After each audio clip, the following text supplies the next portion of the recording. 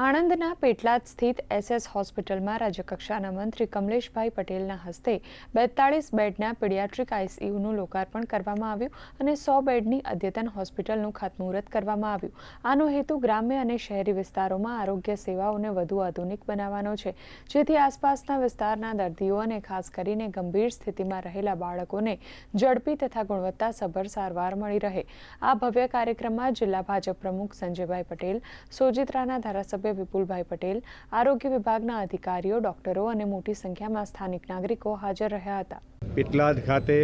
નવી અદ્યતન 100 બેડની નવી હોસ્પિટલનું ખાતમુહૂર્ત અને 42 બેડના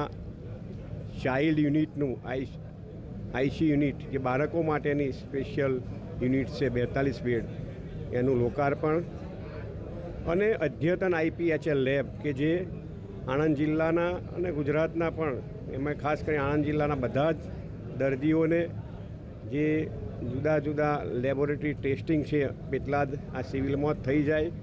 એના સેમ્પલ બીજે પણ ના મોકલવા પડે એવી અદ્યતન લેબ પણ આજે જનતા જનાર્દનને સમર્પિત થઈ રહે છે।